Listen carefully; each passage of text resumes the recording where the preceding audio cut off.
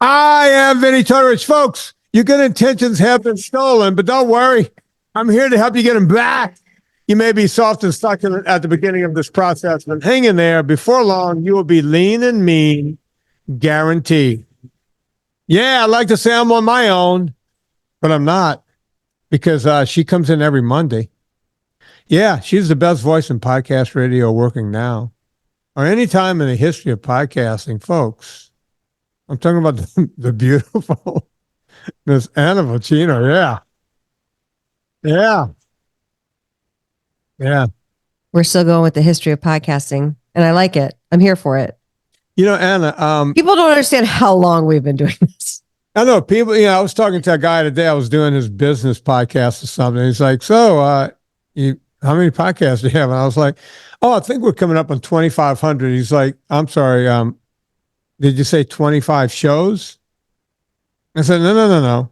25 shows. 2,500 shows. Mm-hmm. And, think of that, right? That's a lot of shows. That's more than 24 a lot of shows. Yeah, it's a lot of shows. Anna, you told me to write a note down about something you want to promote.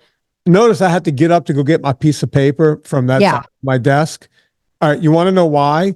Why? Oh, it's a good thing you asked. Because I wrote a different note down. I'd forgotten about it. I was talking to a good friend of mine, Mr. Don Coddington. Don Coddington's Friday, 5 o'clock. And we were talking about food addiction, because he's a food addict, right? We were talking about, without using names, I was talking about people I talked to, like Original Kim and, Jen Mendyka and all these different people. Like, I like talking to these people. And because I learned from them, because I'm not so much a food addict. I'm just a sugar addict. I know that about myself. But you see, being a sugar addict is kind of like being an alcoholic, since you don't need sugar to sustain life. Like an alcoholic, if you can just control not touching that substance, you'll be fine. That's kind of how I deal with sugar. Right.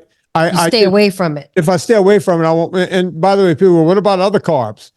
I generally, I can stay away from rice or pasta or pizza or whatever. That's not your trigger. Yeah. That's not my game, right?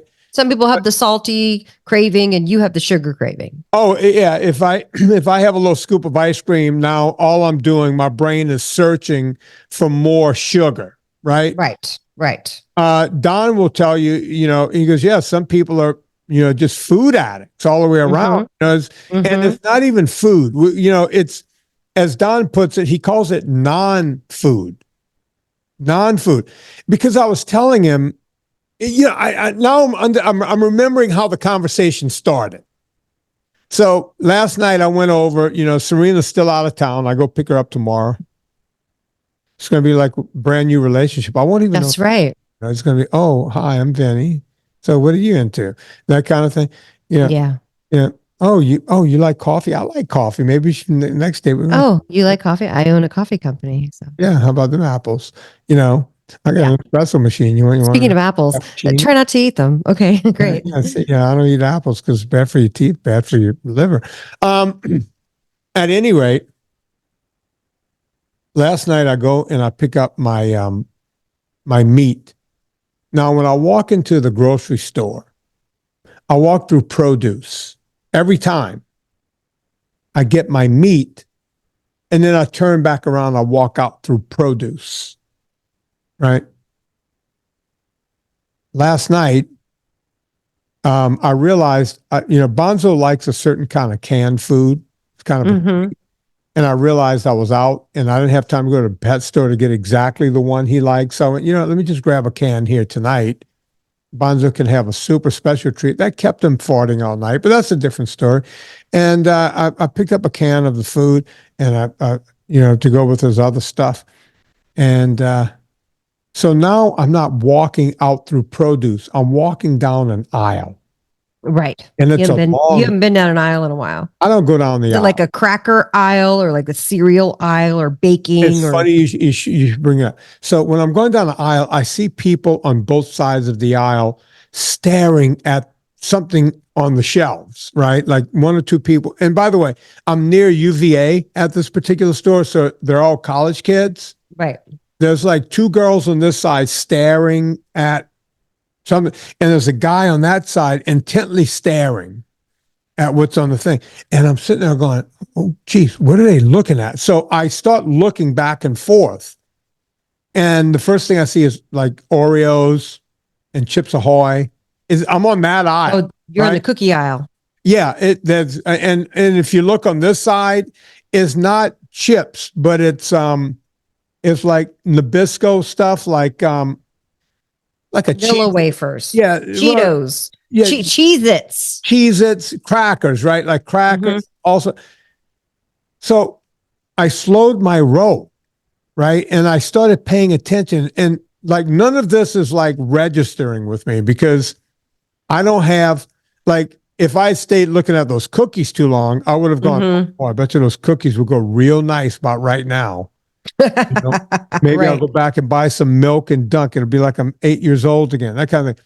But I didn't wait that. I just kind of walked through and it's like, wow, look at this. There's a whole section of the store that's dedicated just to this. And then I got curious. And when I got to the checkout where you want to do your self-check, because all I got is a piece of fish in my hand and a can of dog food. I look homeless almost. And I said, well, that line's kind of long right now. Because it was, we're recording this the day after Valentine's Day. So right. It was kind of long. Right. I went, let me let it settle down. I want to see what's down some of these other aisles. I just went down the next aisle, like a zip back up the next aisle. Chips, both sides. Yeah. And looking at that going, every kind of fucking chip. And I'm talking a damn I know. of chips. You understand, I live in grocery stores. I know. I live in grocery stores. And I think to myself, all that square footage costs these legacy brands money. To be in those spaces. And I'm thinking to myself, the amount of money that they pay to be on those aisles, on both sides of the aisles, every kind of chip you can think of, it's mind-boggling. And here's the thing, Anna. The first aisle, there was 3 or 4 people. This aisle, it's like I'm zigzagging between people on both sides, loading up on these chips. A lot of chips being bought. So when I get to now I'm at the back of the store again. I got to walk to the front, but let me flip over to the next aisle and see what's doing. Soft drinks as far as the eye can see. Yeah. And not just pops soft drink, everywhere. but there's like Gatorade, Sportsaid, Hawaiian Punch, every kind of Kool-Aid type of thing. And I'm sitting there going, wow. And look, I hate to sound this naive. I know it's there. I always know it's there, but I don't have time. And by the way, I'm weaving between people with carts, filling up these carts with the stuff. And I'm like, my God, I never wait at the meat counter and I never wait at the fish counter. That's interesting. But I'm weaving between people. This is what America is eating. Well, listen, let's talk about this because I called you when I got home from Atlanta and Alabama. And folks probably don't know this, but my dad has lived in Alabama since I was 1 year old. And I spent a quarter to a third of the year in Alabama as a child every year at various time rates. So in Montgomery, Alabama, I know it well. And I actually was somebody had named Steve. Hi, Steve. You know who you are. Had written me about a grocery store in Florida. And he said that he had just got back from a cruise and needed to rein it in. And I thought to myself, Alabama is like, because, all the cruise food, I was like, eating in Alabama is like if cruise food were a state, it's Alabama. Because everything that you could possibly want is everywhere. And it's made in the most decadent fashion, meaning added sugars and grains. And it's really hard to get something without that. And but I think when you're talking about the sugar addiction, like you don't even know you're addicted to it until you're not, because I'm sitting there with my dad and stepmother. Now they're both, early 80s and they're doing great, but they're not going to change the way that they eat. And I'm not going to sit there and be like, well, you guys shouldn't eat that. Like, I'm not going to say that. Right. But I have talked earlier on this show about how my dad got a borderline A1C, which, by the way, for the way that he eats, it's a miracle that this is the first time he's gotten a borderline A1C last year. And he said, I was like, oh, well, are you going to like cut down on your carbs? And now my stepmother is a professor of cell biology, anatomy and physiology and microbiology. She's been talking about carbs and eating more protein and eating less refined carbs for a long, long time, since the 80s, since I met her. Right. Does she do it? No. But she knows about it. She knows about it. Well, my dad doesn't listen to that. He's wait, yeah. Let me ask you a question. How old is your dad? He'll be 84 this year. How old is your stepmom? She'll be 80 this year. Okay. Marie is, I think, 84. Cy maybe 85. 86. Paul Withers is dead at 76. It makes no sense. It makes no sense. It makes zero sense. But so I was saying to that, because my dad said, he got that borderline A1C, the pre-diabetic A1C. And of course I asked him what it was and he couldn't remember. And I said, are you going to cut back on the carbs? And he says, no. What I'm going to do is, instead of ordering my own fries, because they eat a tremendous amount of fast food, instead of ordering my own fries, I'm going to split the fries with Caroline. I was like, okay. And we talk about this because you can't proselytize to your family. So I go, okay, that's great. I said, I tell you what, why don't you ask your doctor to recheck in 6 months instead of in a year? And let's see if that approach makes a difference for you. Like, I was trying to frame it in the positive. You know what I mean? Right. And he goes, oh, he didn't even tell me to come back for a recheck. That's a really good idea. And I was like, how are these doctors not telling you to come back for a recheck? I'm telling you, if you're pre-diabetic? That's when my head kind of exploded. Not because of what my dad was dealing with, but he puts his trust in these doctors and they don't tell him to come back and recheck. In a lot of cases, people are telling me, yeah, doctor put me on, one statin and one thing and then they gave me another one. It's like, doc, I'm on this other thing. And then they'll look back at my chart and go, oh yeah. Oh, wait. It's like, doctors, I don't know crazy. What the hell's going on. It's crazy that the first thing wasn't that he said, hey, listen, your A1C is approved. Change everything. I need to see you in 3 months. Right. Right. But even 6 months, I was like, try that for 6 months. Go back. Anyway, so now I'm here in Alabama. Lucy met me there. And Lucy eats the way that we eat, except for she'll have some grains, but she doesn't have any gluten. And she mostly stays away from sugar. So we said, well, you know what we can do? We can get barbecue. Because we can at least get some smoked meats, like some dry rub things, and not have to deal with don't put the sauce on. Right. That was an impossible feat, because the meats were covered in sugar. And we even went to the deli and I was like, well, I'll get chicken salad. That was the safest thing on the menu for NSNG person. And it was like chicken sugar salad. I even asked the server, I was like, oh, do you guys have another chicken salad? Like, cause this one, it tastes like a maple, like it's got maple in it or something. Crazy. And they were like, no, that's our chicken salad. And it was so sweet. And I was like, I felt so hungry. So we had went in Atlanta, we went to Whole Foods and got a bunch of snacks and brought them with, oh my God, stop doing with the symbols. Whenever you do that, it comes up on your thing. But then when I do it on purpose, it doesn't work. Right. So anyway, so it was just an interesting thing about figuring out your travel, dealing with family.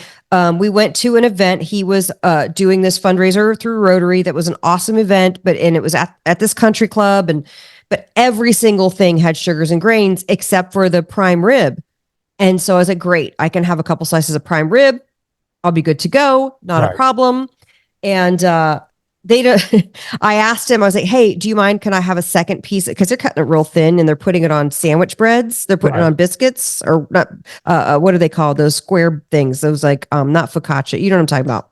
Yeah. Those bread things. They're making like prime rib sandwiches. They put it like a sourdough. Yes. Yeah. It's like that. And they're making a sandwich out of it.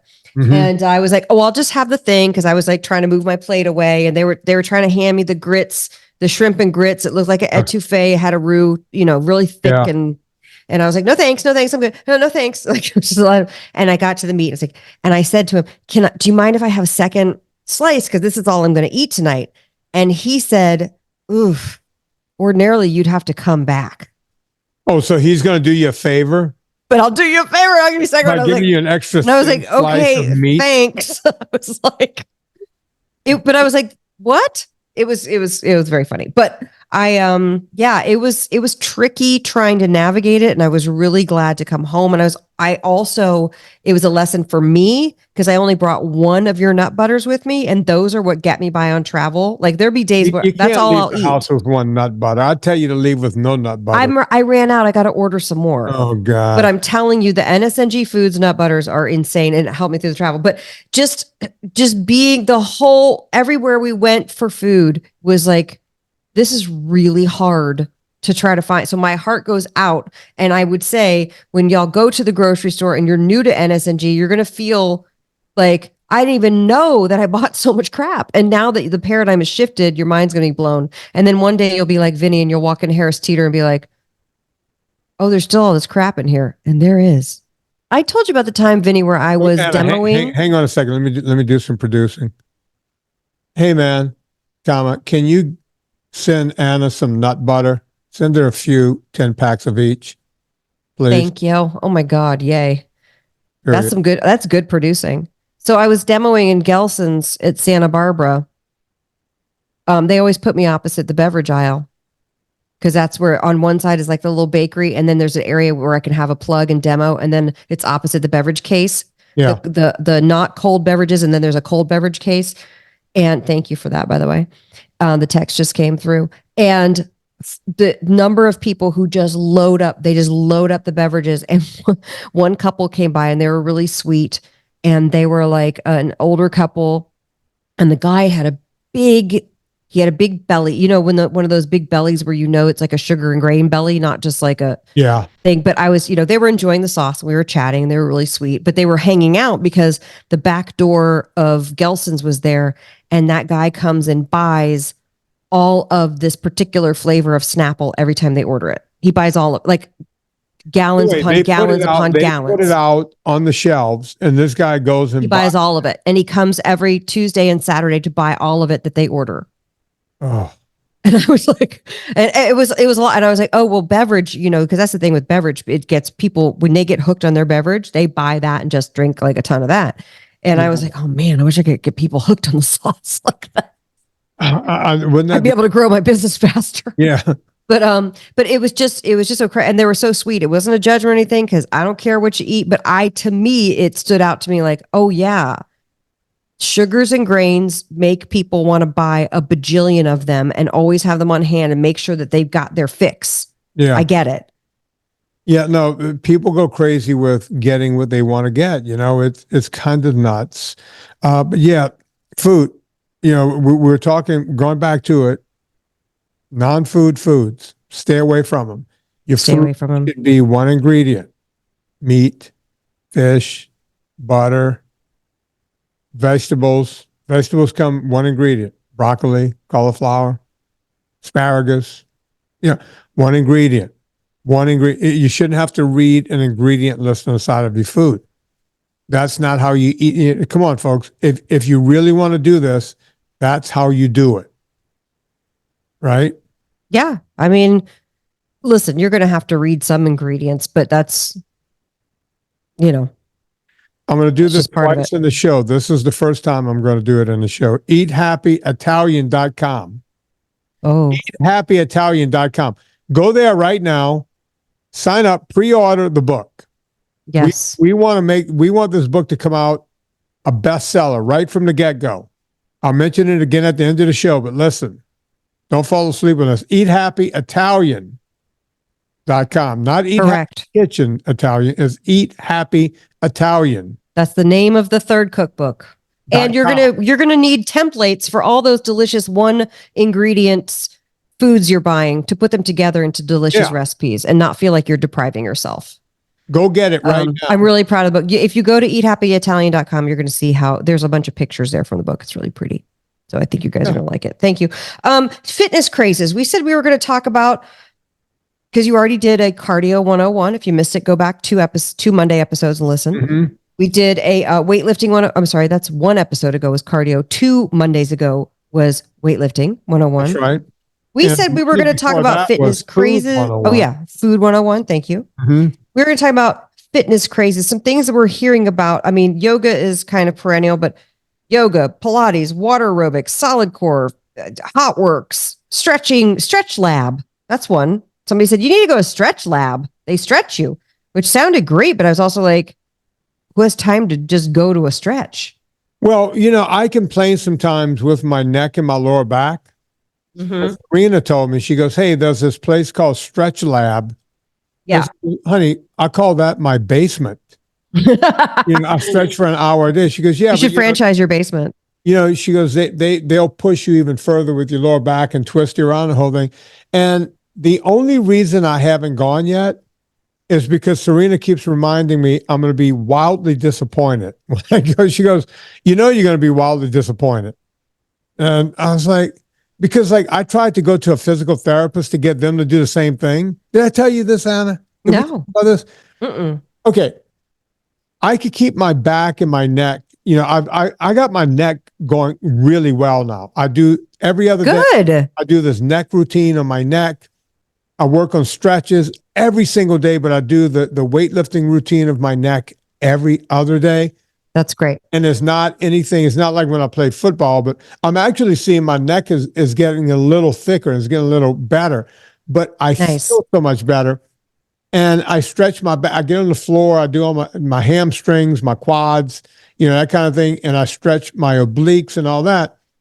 But I was like, man, Serena was like, yeah, I know this really good physical therapist. Go to this woman and she could get you to the next level. So I'll go visit this woman. Right. And she was like, the first thing she's interviewing me, asking me all kinds of questions. Okay. Mm-hmm. Good. And are we going to do any hands-on today? No, today is just the interview. What? No, you should at least do a little bit of hands-on. Yeah. She kind of said, can you do this? And she was like, can you touch your toes without bending? It's like, yeah, I can put my hands flat on the floor. That's not the problem. I'm in pain of this, that, and the other thing. I was showing her and she was like, And she was like, can you do this? Can you do that? And I'm like passing every test. I get it. I'm not the normal 61-year-old guy, right? Right. So she goes, all right, you come back next time, right? I come back the next time and she goes, all right, lay here on this table. And she put like a hydrocollator heat thing on my lower back and then walk away. Oh, no. The first thing she did was they said, get on this exercise bike and just move slowly. And I'm like, okay. I said, no, I'm not doing that. Well, we need to warm you up. And I said, I just got off of 90 minutes on my spinner going at 95 RPMs. Oh my God. I'm warmed up. I came here warmed up.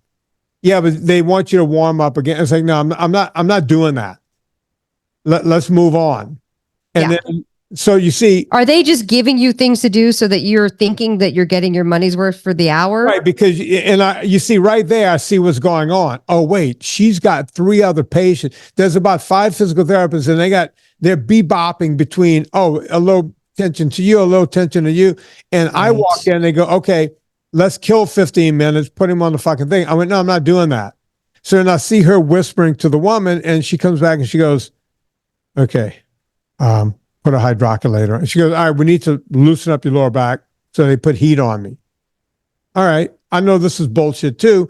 And I said, watch, this is going to go for 12 to 15 minutes because that's how she kills the first quarter of the hour. See, I know how these people work. I know the bullshit that goes on, right? Mm-hmm. I look at my watch. Sure enough, right at 14 minutes, okay, now you're done with this. So then I go over and the woman goes, okay, what I want you to do is I'm going to stand right here. I want you to walk away from me. I'm going to stand right behind. I want you to walk away from me. And I get to the other end of the thing. She goes, okay, I want you to walk back. And I went, okay. So I walk back. She goes, okay, yeah, your gait is not so bad. Okay, what I want you to do, she hands me, and I'm not kidding, Oh God, I'm dreading this. This sounds terrible. She hands me 10-pound dumbbells. And she goes, I want you to hold these in your hands and do forward carry, back and forth. I want you to do. Just hold them and walk? Yeah, just hold them and walk. I want you to do that 10 times, back and forth. And by the way, to get from one end to the other end was about 12 steps. And I'm doing it going, what the fuck am I doing here? What the fuck? That's amazing. Anna. Especially when you're like, oh God, and you just know you're doing it, but it's a social situation, so you can't really call it out. Anna, let me tell you what I do at home. This is for the audience. Mm-hmm. You know what a trap bar is, right? It's no, one of those it's just bars. the bar. The bar goes around your body, and you stand in the middle. People do lifts with them and the whole thing. Oh, okay. Yeah. I have a big giant rogue trap bar. I think the bar by itself weighs about 75 pounds. Okay. You know, this big trapezoid that goes around your body. You stand in the middle, you lift it up.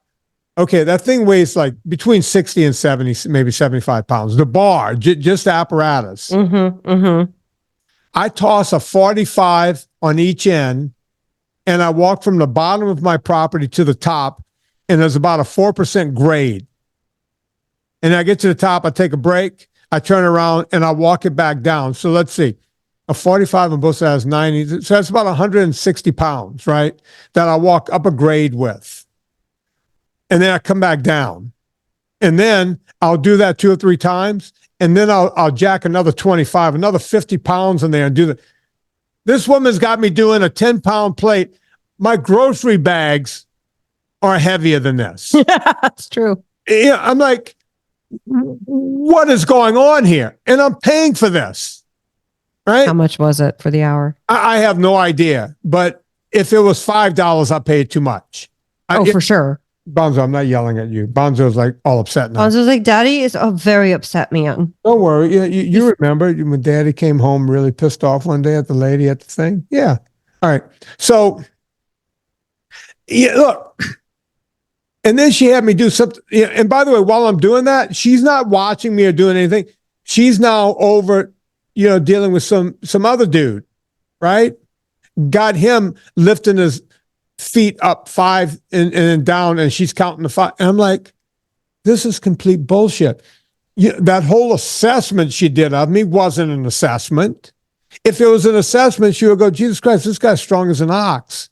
This is not your normal 60-year-old guy, right? And by the way, she goes, do you go to the gym? Yeah. Do you work out? Yeah. Do you do leg work? Yeah. How much do you squat? Do you squat? Yeah. How much?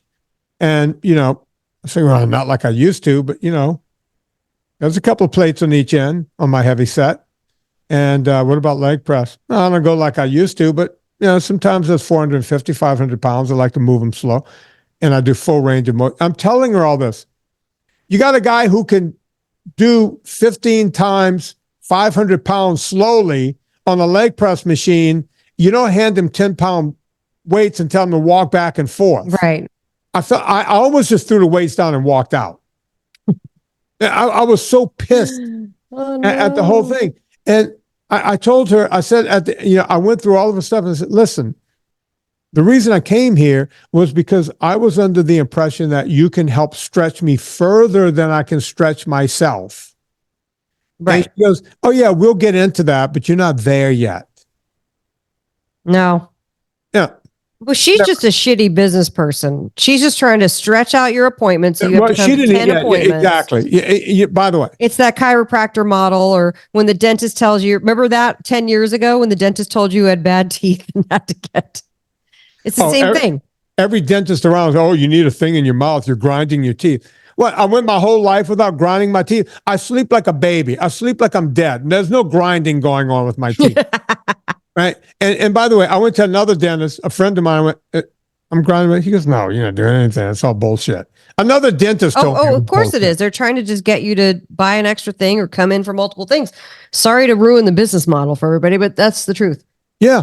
So So how do you tell what's bullshit and what's not bullshit? Obviously, we're not going to be talking about physical therapists today. That seems like an exceptionally shitty experience you had. But look, what's real? Is yoga real?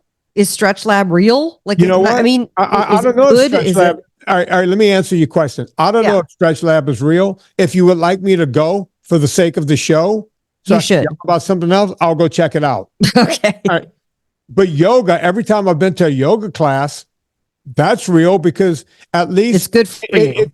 If you're not disciplined, at least they will take you through all these great stretches that you wouldn't normally do on your own. Correct. Right? So that's the beauty of yoga is that, oh my God, you don't have the discipline to do it on your own. Go to a yoga class. Right. I have a thing now. I use some of my plate weights from my gym and I twist my body and I put the weights on me instead of having a person that I'm paying a gazillion dollars to watch me do farmer carries with 10-pound dumbbells. I just took some weights and I do it myself to help pull myself over. Right. Right. I started using my stretchy bands with my head harness that I use for my neck. And I started fashioning these rubber bands around that thing to do all kinds of stuff. Right. That is not made to do. Right. So that I guess what I'm saying is where there's a will, there's a way. You just have to want to do it. Right. Right. And my motivation is I just want to keep feeling good. Right. And if it takes me an hour a day to get there, well worth it. Right. Well, I guess my question is, we all want to maximize our time. So is it good to go to yoga? Like you shouldn't choose that instead of something else, right? It depends. Look, if you're a guy that works in an office, woman that works in an office, and you're sitting there all day, right? Your body was not made. We were not made to sit around. Right. And if yoga is what you will do, and look, some of these yoga classes, they put you in the warrior pose and this the power yoga and all that stuff. You're moving. I'm a big fan of it. What about hot yoga? I did hot yoga. I did actual Bikram. That it's hot when I first, no pun intended. It was the hot thing when I got to LA. And Bikram yoga. Oh, watch the documentary about it. I did. Wasn't it funny to have all those? Oh yeah, I remember that. Oh yeah, I remember that guy. Yeah, women would pay for my semen. Jesus Christ, really? Nobody wants your jizz. Get out of here. Get out of here with your jizz. You and your jizz. You and your baby batter. Go. Just go. Don't need it. Yeah, I did the hot yoga. I went with a girl once. It was like 91. We go to a hot yoga class, and at the end, she goes, "You see, Mr. Health and Fitness, look at you. You're drenched." I said, "Listen, if I laid on this yoga mat and slept for an hour, I would be just as wet." Because you're a it's sweater. 180 degrees. It's 180 degrees, and you're a sweater. Yeah, I'm a sweater, but I enjoyed it. I love it. It was hot. You go through all the. I was going to say, I bet you would love hot yoga. Oh yeah, I love doing that. You love the heat. For me, I had to get the discipline of doing it myself because I don't have the time to go somewhere and do it. Right. In LA, it takes time to get somewhere and then time to get back. Right. I'd rather just get on the floor with my yoga mat, turn on some rock and roll music, and stuff and like zen that. Out. I turn on this kind of music right here. Yeah, you would think I'd put on like some classical music or something. No. That Indian music to make myself like I'm in India or something. Nah. To calm yourself down? Nah, I just rock out. Have you heard of Hot Works?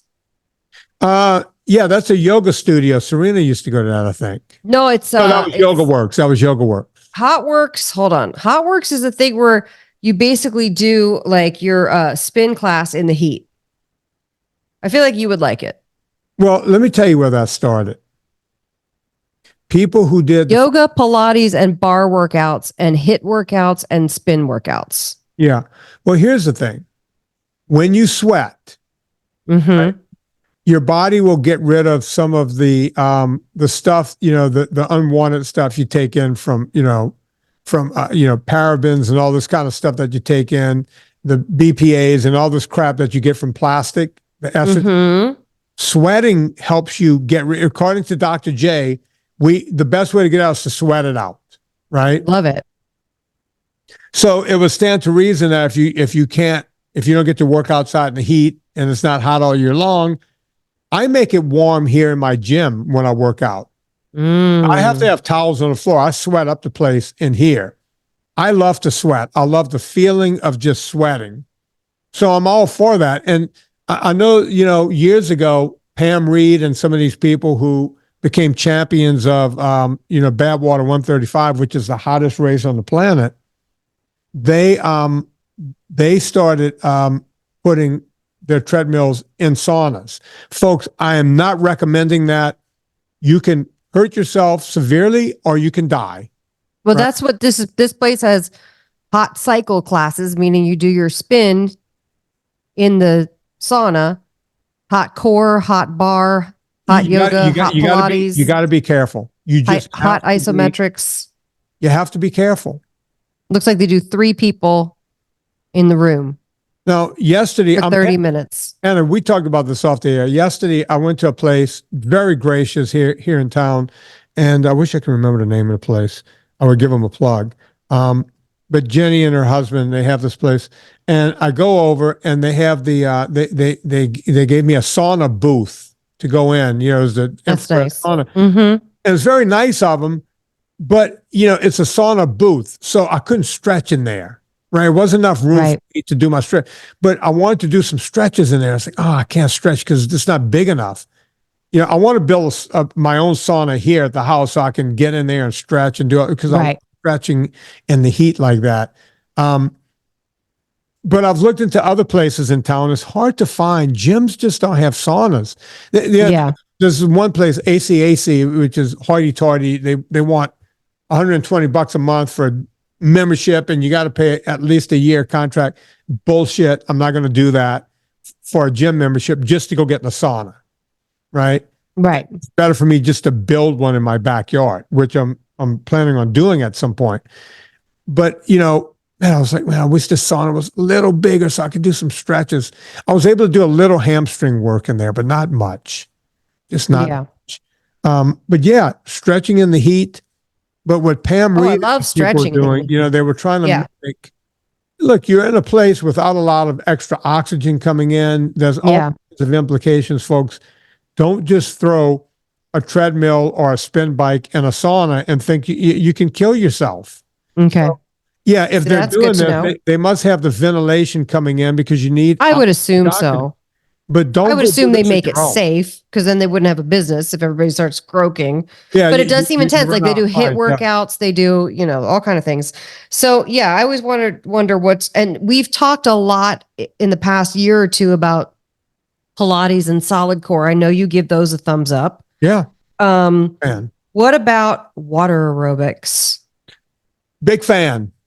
Really? Yeah, especially. I did not expect you to say that. Yeah, especially for people, geriatrics and other people who have, back problems, joint problems, what have you.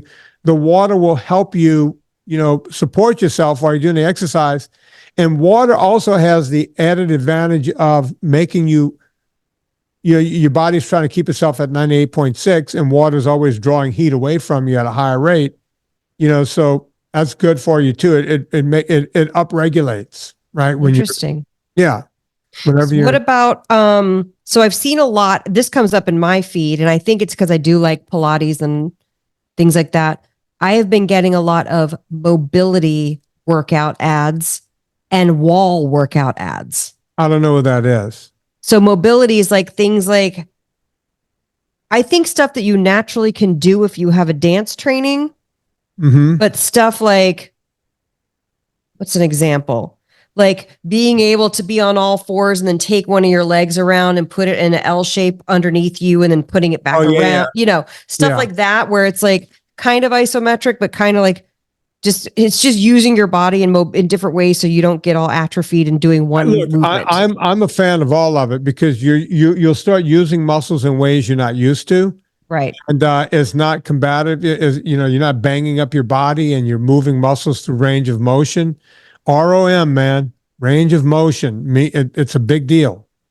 Get as much range of motion. And if you could do it, there's 2 types of calisthenics, as you know, from your ballerina days.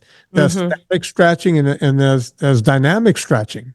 Explain the difference. So static stretching is when you go down and hold the position, and just Really minutes, sink into minutes, it. whatever, Yeah. just sink into it. Dynamic is where, you're moving through. Now, they also call dynamic stretching. Let's say you're bending over, and you used to see people in I was going to say you bounce. That's not good. That's a bad dynamic. You don't want to ever bounce on to a stressed muscle. But if Okay. you're moving through a range of motion, almost like Tai Chi, but you were mentioning moving slowly through ranges of motion with different parts of your body. Absolutely. Big fan. The other thing, So like in ballet, it's port de bras, which means moving your arms, door of arms. So you're moving your arms. So if you're stretching like this and then you go down, like I'm basically putting my arm overhead and then curling down around, that would be a dynamic. Whereas this would just be static. Yeah. Okay. Got it. Yeah. And look, the only thing I like more than dynamic and static stretching is Villa Capelli olive oil, the best oil on the planet. Drink it. Yeah, I Vinnie, drink it. I got the nicest gift in the mail. I'll say second nicest gift after the nut butters that I think had Chris. Is that Chris who sent them to me? Yeah, I asked Chris to send them. Okay. Well, now I have his phone number, so I can blow him up. You get Chris to do it. Well, I got a 3-liter tin of Villa Capelli olive oil from Steven. Isn't that so nice? But you got what? Well, listen, Vinnie. Can you say that again? Because I got reading an email here about Chris and you and your address. What did you just say? He said I got a 3-liter tin of Villa Capelli olive oil from Steven. Okay, my relationship with Steven is over with. How did I not get that? Well, I will tell you. You should have your abdomen cut open and have a part taken out, and then you might receive a 3-liter tin of olive oil. Is that all? I just got go to the doctor and make it happen. Steven, I had Guam taken off of my nut. Guam. I didn't see. No. It has to be abdominal surgery. Sorry. Get your appendix out. No, but knock on wood. I don't know. I don't need that. Villa Capelli. I was so excited to get this as a present. I'm going to do a little post about it. It's the best olive oil on the planet. The reason why Vinnie is so upset is because nobody gave him free olive oil. And as right he should be. I'm going to be making salad dressings. Oh, you know what I'm going to make tonight? I'm taking chicken thighs and Villa Capelli olive oil and lemons and the dill, and I am marinating it. And then we're grilling it, and it's going to be so good. It's going to be so good.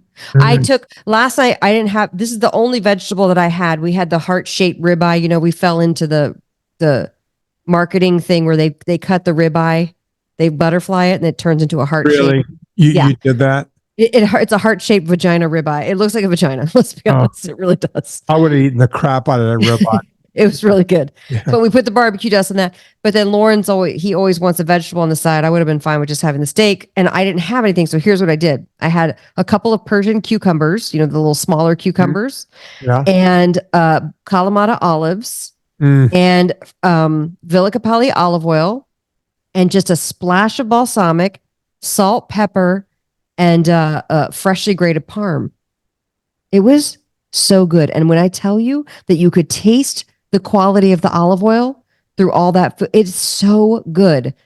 And if you've just been used to having grocery store olive oil, you will not believe. Even the nicer Costco olive oil does not even compare in flavor. It's mind-blowing.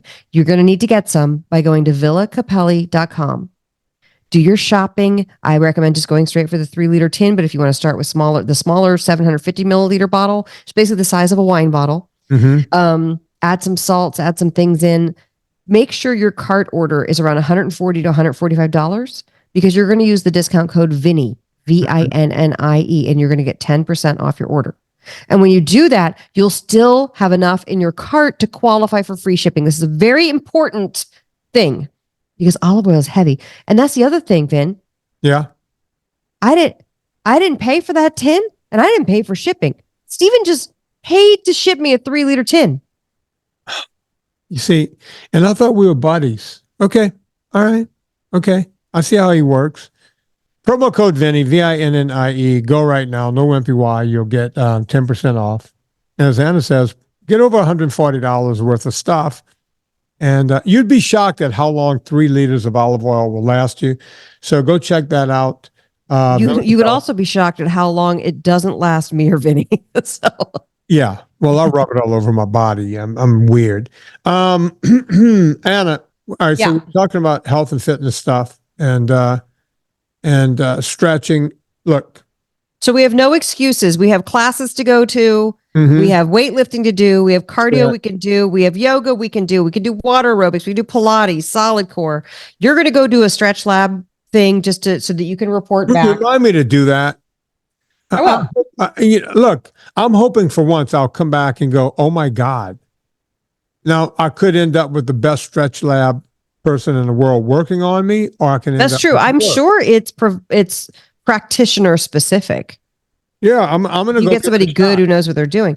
Okay, so let me ask you a question about fitness crazes. You've been in this fitness industry how many years now? 30, 35 years? Actually, I'm up on 40 years. Can you believe 40 years. What is, or what are 41 years, 42 What are some of the dumbest fitness crazes that you've seen over the years? Not diet, but fitness, like exercise crazes. What are some of the stupidest things you've seen? Shake weight? Thigh master? Shake weight was up there. Well, Thigh Master just didn't do anything. My favorite one was something was called the Ab Blaster. And the way the Ab Blaster worked was you put your feet in these 2 little harnesses. You know, you were laying on the floor and your knees were bent at a 90-degree angle. And you put these 2 little stirrups on your feet. And you had a spring and you had a handle on the other end of the spring, and it actually helped pull you up. You see, when the spring is back, it helped pull you up. There was a whole infomercial on this thing. It's like, yes, this makes sit-ups, much more difficult. No, it's actually causing you to use less muscles. It's actually easier. It's like, who came up with this? I told the guys at Guthrie Rankers, like, look, here's what we can do. Instead of having that, how about you have, your knees bent, right? 90 degrees, put the stirrups around your ankles, have a flat rubber band go under your ass and over your shoulders, and then you hold on to 2 handles up here and you pull yourself up. Now you have resistance against the thing. So now it becomes, and they told me, and I went, no, it's too much resistance. And I went, oh, you mean it'll actually work? You see, they didn't want to. Did they want it to not work so that people would just keep buying their stuff? It was like, look, I'm giving you guys the idea, but I'll go and develop it. It won't be that difficult, because I was making some really good fitness toys, and they all actually worked. They weren't interested in that. They were like, no, that's too difficult. People are going to actually have to work at that. Right? They wanted things that actually pulled you up and then said, oh, yeah. All right. So that was one of them. So then you would just continue, the idea meaning you would just continue to buy dumb shit from Guthrie Ranker? Or keep talking, Anna. I guess I'm trying to figure out what's in it for them if stuff doesn't work. Or is the idea that most people are going to use it for 2 seconds anyway? Yeah. They're just... They don't give a fuck. They just want something that will sell. And they want something that's going to be easy. I'll give you some of my other favorites. So that was one. So more dumb fitness crazes you've seen over the years. The sit-up thing that actually pulled you up. Okay. Back in the 70s and 80s, there was a time when you could buy a piece of neoprene that you wrapped around your waist. And like a wetsuit neoprene? Like that kind of material? It was about 5 or 6 inches thick, maybe 7 inches thick. And you put it around your abdomen. And it was going to sweat the fat away. Oh, and I remember telling clients, listen, you're not going to lose fat and I would even tell them, I could take all the fat from your body and squeeze it out, and no sweat's going to come out. No water. There's no water in there. It's like, you don't understand. I see it working. I see it. It's not working. It's not working at all. So the thing around the middle, and in the same vein, they had the thing where you put the whole sweatsuit, like the top on. It was kind of made out of tree. Or the tinfoil-esque. Yeah, they went with the Mylar at some point. Mylar, that's Mylar it. became more of a thing, but before that, it was more of like, just a rubbery raincoaty type of thing you put on, and that was going to sweat the weight away. I know a lot of, like I think that came out of the whole boxing and wrestling thing, because wrestlers would take bags, right? They would take, garbage bags, and put their arms in their necks and put that on, and then put a shirt over it and just sweat all day. So you would see the wrestlers at school, they would be sweating and their pants would be all wet because the water would just drip down onto their pants. So that was another dumb craze. A lot of people are too young to remember this, but they used to have what was called weight reduction places for women. And you would go in, it was called a weight reduction spa of some sort. And basically they had 3 or 4 different types of machines in there. One, they had this roller thing that had a bunch of wooden roller things on it. And it would just turn, and you would lean your body up against it. And that was supposed to like roll onto your fatty areas and help the fat loosen up so it could just come out of your body. Stupidest thing I've ever heard. They also had the shake thing where you sat. Oh, yeah. I mean, you stood in the thing. And it jiggled your fat? Yeah, you put it around your waist and it jiggled your fat. Yeah. But probably my favorite, and I've always said that if I ever get like super rich, I want to open up a museum of all the stupid shit. Oh, that's hilarious. I love that. And they had a bicycle thing that it had an electric. This is your next documentary. Yeah. Well, it was hey, Peter. So there was an electric motor thing, right? And you got on the bike and you turned it on, and the handlebars would go up and down, and the seat would go up and down. Your body would just move, and your feet would be on the pedals, and the pedals were moving by themselves, and you would do that. Like, just like that. I wish people could watch this on YouTube and see the visual if you like. Look, I'm telling you. On the crazy bike. Yeah, and you would move around like you were on a bucking bronco. That was another machine. So you would That is so dumb. $bucks and go to these places, and they would shake your fat, they would roll your fat, and they would put you on a bike that was like a bucking bronco. All of these things existed, right? And you go, well, that's stupid. It's like, okay, all right, now we're up to infrared. What are we doing there? Right? What's going on? I don't know. I mean, I there are studies on infrared though, right? Show me the study. Show me an actual study. Oh, I'm sure Huberman talks about it, or somebody talks about it. I'm sure they talk about heat. They talk about how good the heat is, but I don't know about if they just make the distinction of heat is great for you.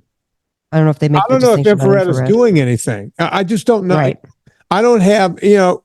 Show me something. Right. Yeah. If I got Anthony J on the show and asked him about infrared, what do you say?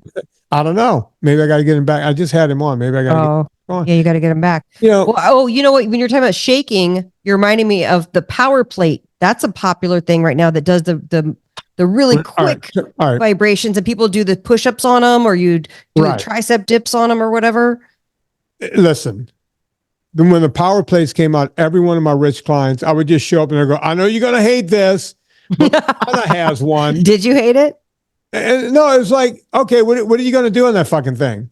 Well, the space, NASA uses it. NASA uses everything. You think NASA is really putting their fucking space jockeys on this fucking thing? I don't think. It builds bone and it builds muscle, and you just have to vibrate for 10 minutes a day.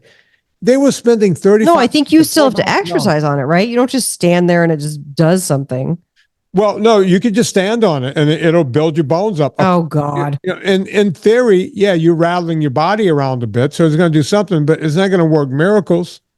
The other one, you might not even know. If you go get like a rich person's magazine, like a Rob Report or something.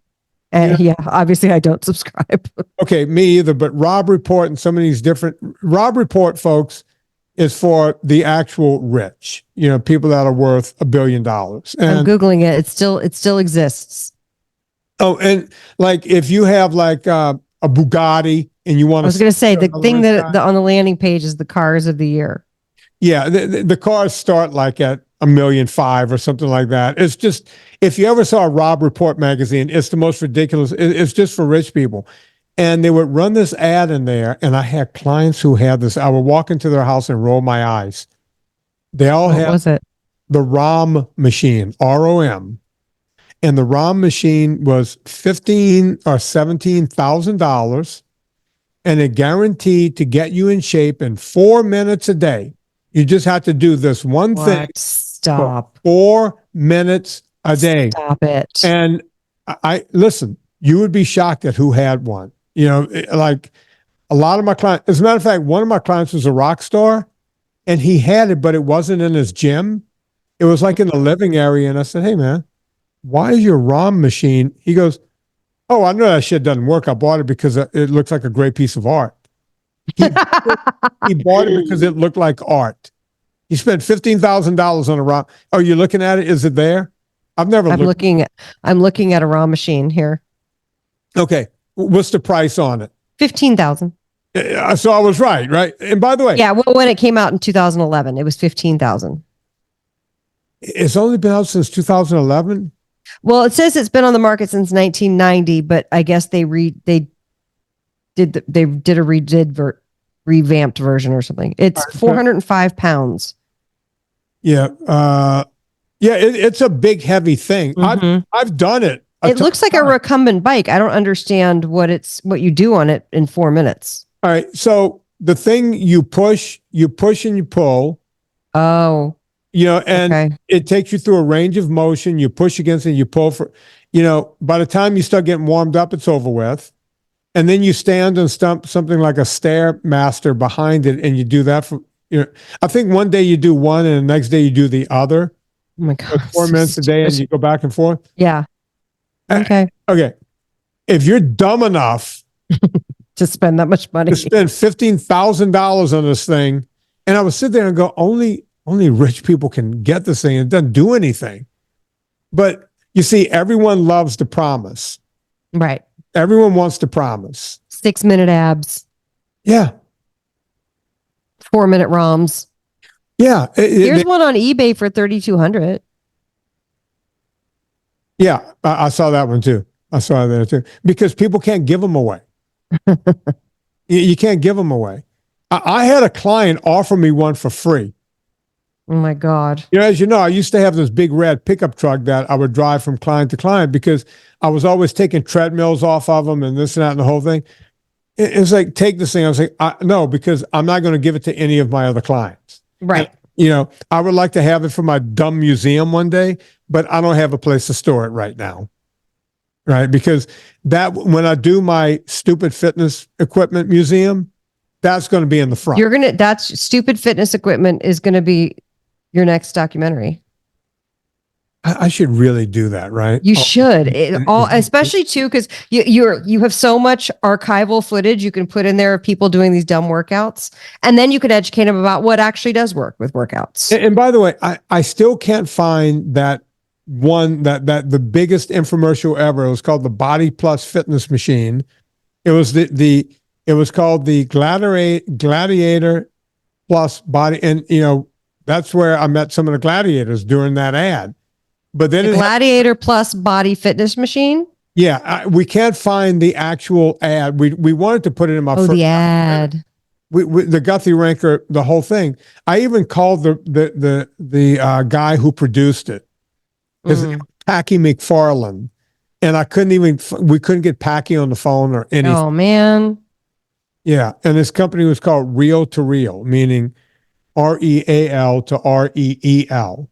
We tried every which way. Yeah. Every time I say this, I'm kind of hoping that Kurt Lapierre will do enough. I know. I feel like he's good at finding stuff. He's our archivist. So I've asked people, please find this thing. I think we asked him when I was putting together a documentary, and we couldn't come up with it. Yeah. And I wanted to put a piece of that in it. When I had Laurie Fetrick, Ice from Gladiators, I was telling her, it's like, yeah, I was in this ad with a bunch of you guys. She wasn't there that day. But, actually that piece of equipment kind of worked. It was just very rickety. But if you use it, it would have worked. It was just rickety. People from my hometown were calling, hey, should I buy that thing? You're doing the ad. And I was like, no, it's going to fall apart. And they said, how do you know? I said, because we had a mechanic on set when I was showing how it works, and it kept breaking. You know, like the one we were using in the ad, one of the problems they had was when I was using it, they had to turn all the, boom mics off because it was squeaking and creaking. Oh my It sounded God. like shit. Yeah, and they had to put voiceover over on the top of it. That's why Voiceover over the top of it. That's why all my speaking parts got taken out because the guy was, so Vinnie, how does it feel to do this? And I was like, oh yeah, that's killing me and the whole thing. It's like, Yeah. So what they did was in post, they just had me using the equipment, and you have a guy going, the Body Plus Fitness, right. voice Guaranteed to squeak your way to biceps. And people go, hey, should I buy this? It's like, no. Don't get it. Don't. Well, I told the story of the infomercial that I did when I first got to town 22 years ago. Oh, which one? And some ab product. But the reason why I signed up to do it is because you got a trainer and all these vitamins and oh yeah, you told me a meal plan for we ever met. 12 weeks. So I was like, yeah, it's a free trainer for 12 weeks. And all you have to do is then they film you for like 2 seconds doing the thing, and then they like interview you, like, how'd you like the product? And I was like, this is great. And then of course they were like, we'll send you the product so you can have one. They never sent the product. We never got that. But it was all lies, because none of us ever got the product. We never worked out with the product. The whole thing was that, they just had us go through a starvation diet and working out every day for an hour to 2 every day. And then, you lose a little weight. And then the people who really lost weight, they took a bunch of pictures of them, put them in. But I did have a friend of mine in Germany emailed me. He's like, I think I saw you in a thing, and then they dubbed you over in German. I was like, great. I don't care. Yeah, those things live forever. But it wasn't true. They never even gave us the product to use. Remember, and then they're like, interview us, how do you like the ab thing? And we're like, I love the ab thing. It was really great. Like I really noticed the difference in my abs with the ab thing. Yeah. Was it the ab rocket? That was another one, the ab rocket. It wasn't anything that ever took off. It wasn't like, thank God. Oh, the ab rocket did very well. Yeah, no, this was not. I go, did they even make this thing? We never got ours. There were so many different things I got called in on, but it was just ridiculous. And when I tried to tell people, one time I did a thing where they shot the befores and afters within an hour of each other. Yeah. Yeah. It was, Harry, Vin, stand there, and the light was horrible. It was like, that's what they do. And they still do that now. Yeah. And it's like, poke your gut out. We can't see any of your abs. Like, poke your gut out like you're trying to stick your gut out. And and the way they would it's all and they used to paint the abs on you too, like you had abs, but then they would contour them so that you could see them even more. They never did that to me, but they'll do that if you're like the one problem they had with me was whenever I would flex really hard, veins would pop out all through my stomach area, and that was bad. They didn't want you to look too veiny. Gross. It looks gross. It's very off-putting to the ladies. Yeah, when your gut looks like your penis is not a good idea. Yeah. Oh my God. It's just so funny. All right. Well, now we've given you guys some food for thought. Yeah. With your workouts. No excuses. Now you know what works, what's Vinnie approved and what's not Vinnie approved. Plus, we came up with the idea for his 1, 2, 3, 4, 5th documentary. The documentary. I'm not doing any more documentaries. No, you are. You have to do this. This is so on brand for you. You know what? My team is going to love it, because when I do a documentary, it's great. You're looking at the only guy that doesn't make money. Everyone who works. I know, because they get paid and then you don't get paid. They get paid. And then I know. I'm going, I wonder if the money's going to come back. Yeah. Lauren and I are going through a crazy thing right now that I'll tell you about off the air. Yeah. And he keeps going, we have to start rolling the cameras and film this as a documentary. And I was like, no, because we'll never get paid. Documentary. I'm not going into that business. Living. I'm already not making any money at the other things that I do. So let's just not add another thing to the fire. Exactly. Anna. The labor of love, you guys. We love what we do. Anna, I want everybody to go to eathappyitalian.com. Notice I did not say Eat Happy Kitchen. Get that out of your head. Eathappyitalian.com. Eathappyitalian.com. Go there right now. Sign up. let's make Anna's book a big deal. We want her to be a bestseller when it comes out. Yeah, that'd be Bestseller. awesome. So go right now and do that. And by the way, I've baked in, because I know this is really early because the book doesn't come out till October 8th. So it feels really strange that this is 8 months away. We're doing this the whole time, Anna. We have to do it. Here's why. Let me just explain to the people. The publisher has asked me, can you make an ask of folks to pre-order so we can tell, because they're ordering overseas, the printing, and they need so many months lead time. Right. Well, if they don't order enough books, if we don't pre-sell enough, and then when it comes out and people want to buy it and they can't buy it, that will be stinky. So we want to make sure that we have enough books. So thank you guys. And in order to reward you for being the early adopters, I have put some specific bonuses just for people who pre-order in before March 15th, because that's their call is on March 15th. And so I have to call it that day. So I've given extra bonuses too. If you order 3 books, you know you're going to give one to a friend. If you order 10 books, extra bonuses, because you know it's right around the holidays, you're going to want to be getting some holiday gifts. So I'm doing this to stack it in our favor so that the book works great. And I want to thank you guys for always supporting me. I really appreciate it. But I know you guys are going to love the book. By the way, speaking of Anna Vocino, I'm not doing 2 check-ins on the VIP this month. You know, we do the 2, accountabilities. Tonight. It'll be tonight when this airs. But it doesn't matter because, just for the VIP people, be there tonight. Everyone else, if you're not in the VIP group, I'm sorry, you're not in. We're doing roasted chicken. Yeah. We're doing roasted asparagus. Yeah. And we're doing a salad dressing 101. We're calling this a Lanyap VIP. That's right. An extra VIP. We did one last week. This is an extra one. And then the last day of the month, we're going to do a third. So we promised 2 VIPs a month. Screw that noise. We're going straight to 3 this month in a short month. Yeah. So folks, I'm telling you, the next time I open up the VIP thing, make sure you get in because everyone is loving it. Chris and I were talking about. It's really great. I hung out for the last one. It was great. Yeah. We're doing more newsletters. We're doing all kinds of stuff. We're going to, get in there and start doing more stuff. More and more and more. The group chat is really active too. It is. It's nice. I'm so enamored with this group and what we're doing that it makes me want to do more than I told people I would do. So that's it. Sorry. I'm a giver. Love it. I'm a giver. You're a giver. Amazon, before you go to Amazon, go to VinnieTortorich.com, click through the banner. It puts coal on the fire, gets my train down the track. Rate and review this podcast. Rate it and review it. And I'm going to say this one more time. EatHappyKitchen.com. On behalf of Anna Vocino, Anna reminded me of this song during the show. On behalf of Anna Vocino, my name is Vinnie Tortorich. Put life into living and do it with this group.